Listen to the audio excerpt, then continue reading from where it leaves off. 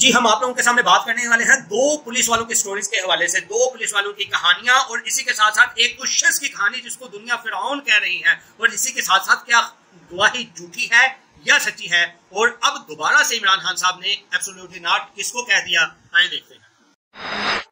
Welcome back to Tea Break.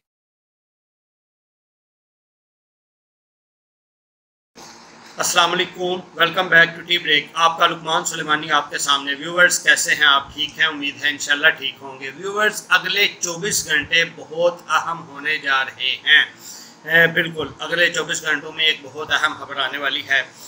इसी तरह बात करनी, हमने झूठी या सच्ची गवाही किया था और एब्सोल्युटली नॉट एक दफ़ा फिर से आखिर के अंदर दो पुलिस वालों की कहानी और इसी के साथ साथ एक और फिरौन नुमा शख्स जिसको कहा जा रहा है उसकी कहानी। ज़रूर सुनिएगा, वीडियो लंबी हो सकती है लेकिन साथ रहिएगा। सबसे पहले हम बात करते हैं जी एब्सोल्युटली नॉट की बात करते हैं, फिर इधर रुक के आप लोगों से रिक्वेस्ट करते हैं कि देखें, वीडियो पूरी ज़रूर देखा करें। हमने अपने जो है वो एनालिसिस किए, एनालिसिस में हमें ये समझ आई कि वीडियो शुरू तो कर लेते हैं फिर पूरी नहीं देखते, दरमियान में भाग जाते हैं। आप लोगों से रिक्वेस्ट ये है कि देखें, हमें पता चल जाता है एनालिसिस से, तकरीबन हमारे 55% जो हैं व्यूवर्स ऐसे हैं कि जिन्होंने अभी तक हमारा चैनल भी सब्सक्राइब नहीं किया। उन लोगों से भी रिक्वेस्ट करते हैं कि चैनल सब्सक्राइब करें और बेल के बटन को ऑन करें। हमारी बात जो भी है वो होती हक़ाइक़ पे मबनी है। ये आपको हम कहा, हमारा तरीका ठीक है या नहीं है, आपको पसंद है या नहीं है, वो भी पसंद आ जाएगा, आहिस्ता आहिस्ता पसंद आ जाएगा, या हमें बताइएगा कि हम इसमें क्या बेहतरी ला सकते हैं। लेकिन बातें जितनी भी होती हैं उनको पहले से परखा क्या होता है, हक़ाइक़ में मबनी होती हैं और उसी तरह उनको चेक किया गया होता है। आखिर में जो दो पुलिस वालों की स्टोरी है वो ज़रूर सुन के जाइएगा। चले हम बात करते हैं सबसे पहले एब्सोल्युटली नॉट। एब्सोल्युटली नॉट किसको कहा गया?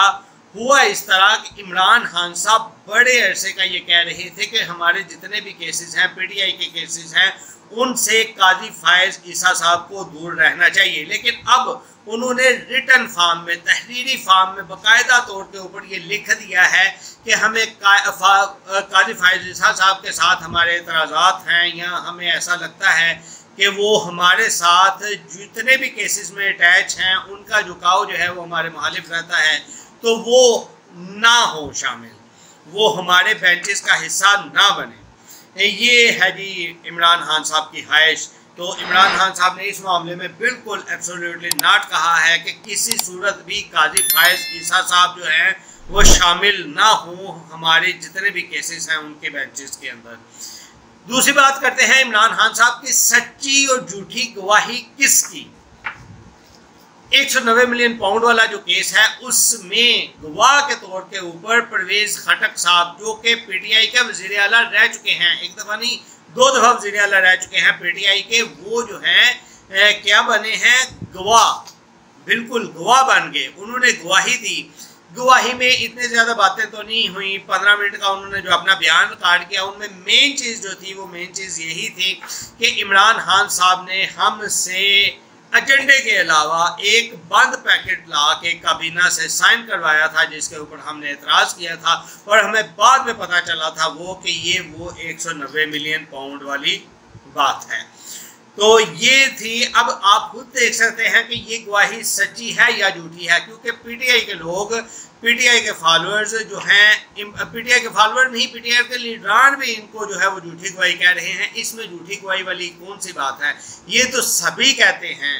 ये तो यहाँ तक कि श्री मुजारी साहब ने भी कहा हुआ है, अली जैदी साहब ने भी कहा हुआ है, और भी शेर रशीद साहब ने भी कहा हुआ है, और लोगों ने भी कहा हुआ है कि बंद लिफाफे के ऊपर साइन करवा लिए गए थे, बंद लिफाफे को पास करवा लिया गया था, उसको खोलने की इजाज़त नहीं थी, जो कि शहजाद अकबर साहब ने पेश किया था, जो एजेंडे का हिस्सा नहीं था, और उसको ला के सामने रख दिया था। अगले 24 घंटे क्यों अहम होने जा रहे हैं? अगले 24 घंटों में इमरान खान साहब देखें, دو بڑی چیزیں ہو گئی ہیں نا. ایک تو یہ ہے کہ قاضی فائز عیسیٰ صاحب کے بارے میں انہوں نے بالکل ایبسولوٹ ناٹ والا رویہ اپنا لیا ہے, اور دوسری بات جو ہے ان کا وہ 190 ملین پاؤنڈ والا جو ہے وہ اب اتنی بڑی گواہی, اور گواہی کون سی گواہی بھی وہ والی کہ جو آپ کہہ لیں کہ عمران خان صاحب کو بہت یقین تھا ان کے اوپر. عمران خان صاحب سے جو جنرل باجوہ صاحب سے 2 ملاقاتیں ہوئیں وہ بھی پرویز خٹک صاحب نے کروائی تھی. عمران خان صاحب کے پاس جو پرویز الہی صاحب آئے تھے راتوں رات نون لیگ کے ساتھ معاہدے کو توڑ کے عمران خان صاحب کے پاس آئے تھے, وہ بھی پرویز خٹک صاحب لے کے آئے تھے. عمران خان صاحب کی جتنی مذاکراتی کمیٹیاں بنتی رہیں ان ساری مذاکراتی کمیٹیوں میں پرویز خٹک صاحب بھی جو ہے وہ شامل رہے. عمران خان صاحب پرویز خٹک صاحب جب چلے گئے اپنا بیان ریکارڈ کروا کے, عمران خان صاحب کے بعد میں میڈیا نے پوچھا کہ آپ اس بارے میں کیا کہتے ہیں. عمران خان صاحب نے بولا جی ابھی تو کوئی بات ہی نہیں ہوئی, جب کوئی بات ہوگی کاؤنٹر کویشچن ہوں گے پھر اس کے اوپر ہم بات کریں گے. یعنی عمران خان صاحب کو بھی پتا ہے کہ عمران خان صاحب کے کوئی ایسے پنڈورا باکس ہیں جو کہ پرویز خٹک صاحب کے پاس ہیں کہ اگر انہوں نے وہ کھول دیے تو عمران خان صاحب کے لیے مشکل ہونے والی ہے. اور اسی کے حوالے سے اس کیس کا اہم فیصلہ بھی آنے والا ہے اگلے 24 گھنٹوں کے دوران. اب ہم بات کرتے ہیں جی جو آپ لوگوں کے ساتھ بات کی تھی ایک ایسی شخصیت کے بارے میں آج کل سوشل میڈیا کے اوپر ڈسکس ہو رہا ہے جن کو یہ کہا جا رہا ہے کہ یہ فرعون تھا, فرعونیت تھی اس کے اندر, اور اس کا یہ نتیجہ ہوا ہے. ہاں بالکل جو آپ سمجھے میں انہی کی بات کر رہا ہوں, امتیاز بلا. امتیاز بلا جو کہ کسی دور میں DDIB بھی رہے ہیں, اور امتیاز بلا ایسے پاورفل رہے ہیں کہ وہ ہی اپنے آفس کے باہر منسٹرز کو بٹھائے رکھتے تھے. ان کے کہنے کے اوپر منسٹر لگا بھی دیے جاتے تھے, ہٹا بھی دیے جاتے تھے. ان کے کہنے کے اوپر جو ہے وہ IG لگا بھی دیے جاتے تھے, IG ہٹا بھی دیے جاتے تھے. اب ہوا کیا ہوا یہ کہ ویڈیو وائرل ہو رہی ہے کہ اتوار والے دن صبح کا ٹائم کوئی ان کے گھر پولیس آئی. پولیس نے آ کر ان کو, اور پولیس آئی کہاں سے, پولیس آئی پورا آپ کالم جو ہے جو صاحب نے لکھا ہے اس کو بھی پڑھ سکتے ہیں آپ, کہ باقاعدہ ایک پورا سین کھینچا گیا ہے اس میں. لیکن ہمارا جو بتانے کا مقصد ہے ہم صرف اتنا بتاتے ہیں کہ ان کے بیٹے امتیاز بلا صاحب کے بیٹے جو کہ خود 50 سال کے ہیں, انہوں نے پولیس بلائی کہ ہم اس باپ کے ساتھ نہیں رہنا چاہتے, اس کو بولیں کہ ہماری پراپرٹی سے یہ نکل جائے, اور پولیس کو بلا لیا کہ پولیس پکڑ کے اس کو نکال دے ادھر سے. تو کہنے کا مطلب یہ ہے کہ اتنا بڑا آدمی اپنے دور کا اتنا بڑا پاورفل کہ ان کے ساتھی ان کو بلا نہیں باگڑ بلا کہا کرتے تھے, اور انہی کے اشارے کے اوپر IGs بدل جایا کرتے تھے. اب ایک پولیس کا ASI آ کے ان کو جو ہے وہ کہہ رہا ہے کہ آپ اپنا سامان اٹھائیں, آپ اس پورشن سے جائیں, اس پورشن پہ آپ کا حق نہیں ہے. اور بیٹا پیچھے سے انسٹرکشنیں دے رہا ہے کہ آپ ان کے ساتھ بات کیوں کر رہے ہیں, ان کو گرفتار کر کے لے کے جائیں, ان کو ادھر سے لے کے جائیں. تو اس کے اوپر بہت سارے یوٹیوبرز نے یہ بات کی کہ یہ فرعون تھا اور فرعون کا یہ نتیجہ نکلا ہے. میں اس کا قائل نہیں ہوں, میں یہ بات آپ کے سامنے کر کے آ رہا ہوں, میں اس کا قائل نہیں ہوں. قائل تب تک نہیں ہوں جب تک اس بندے کے اندر آخری سانس موجود ہے. کسی بندے نے جتنے مرضی گناہ بھی کیے ہوں, جتنے مرضی 2 نمبریاں بھی کی ہوں, جتنے مرضی ظلم و زیادتیاں بھی کی ہوں, اس کی جب تک آخری سانس چل رہی ہے نا تب تک اس کی بخشش کا ذریعہ بن سکتا ہے. دنیا میں بھی اس کے لیے ایک اچھا نام ہو سکتا ہے اور آخرت میں بھی اچھا نام ہو سکتا ہے. کہ اس کی اگر آپ نے مثال دیکھنی ہو تو احادیث کے اندر وہ جو بنی اسرائیل کے اس شخص کا واقعہ آتا ہے جس نے 99 قتل کیے ہوئے تھے, 99 قتل کیے ہوئے تھے. یعنی اتنا بڑا ظالم تھا, اتنا بڑا ظالم تھا کہ سینچری ہونے والی تھی اس کی قتل کی.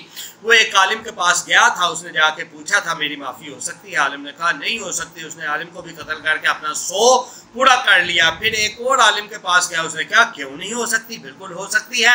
آپ نیک لوگوں کی بستی کی طرف ہجرت کر جاؤ تو برے لوگوں کی بستی کو چھوڑ دو تو آپ کی بالکل ہو سکتی ہے. تو یہی بات ہم کرتے ہیں کہ جس بندے کے اندر جان موجود ہے نا, جان موجود ہے, اس کے لیے کچھ بھی ممکن ہے.